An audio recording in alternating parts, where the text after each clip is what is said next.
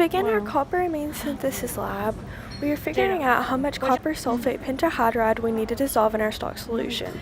We found in our pre-lab questions that we needed around 0.125 grams. After dissolving the copper sulfate pentahydride in a small amount of water, we moved to the fume hood and added ammonia. Now we are diluting with water to fill to the flask line. While diluting with water, we get at eye level to make sure that we do not go over the flask line. Then we have created the stock solution, and we will move it to a beaker so we can start our dilutions. After creating the stock solution, we used it to make 3 different dilutions with 3 different concentrations, and we are filling up the cuvettes so that we can run them and scan the wavelengths in the spectrophotometer.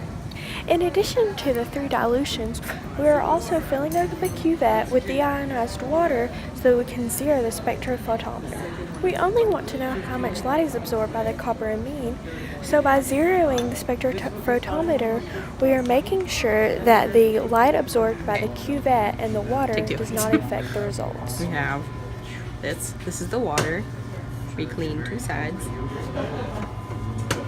with the Camelite wipe like so.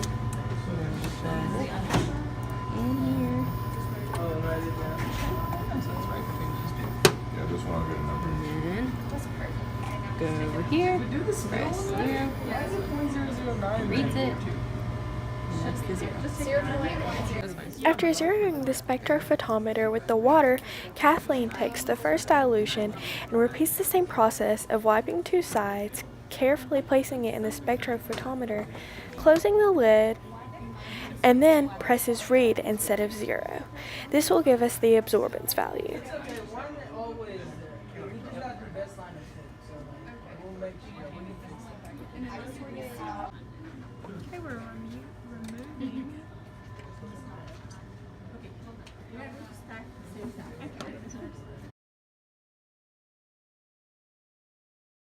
So in this experiment, we use the Beer-Lambert law, which is A, absorbance, equals to epsilon, length, and concentration.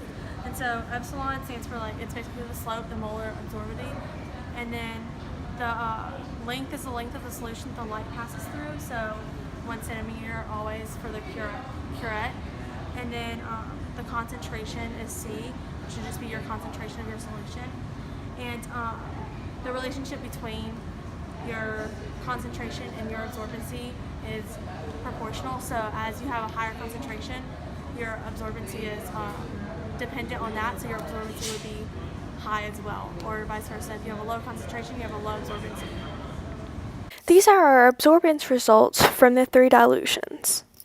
Okay, so whenever you are scanning on different wavelengths, it determines the relative color of your different solutions. So you would figure out it's more of a blue than a purple.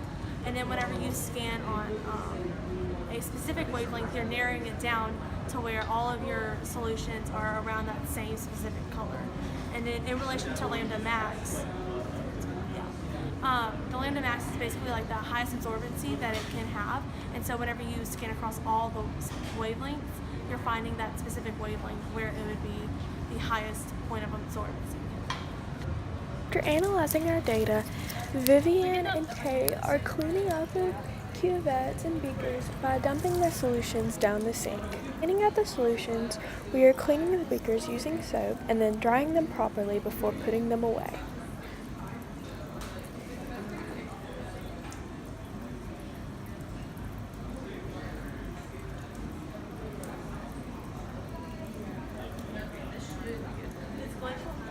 After we have finished our lab assignment, we are cleaning up our area.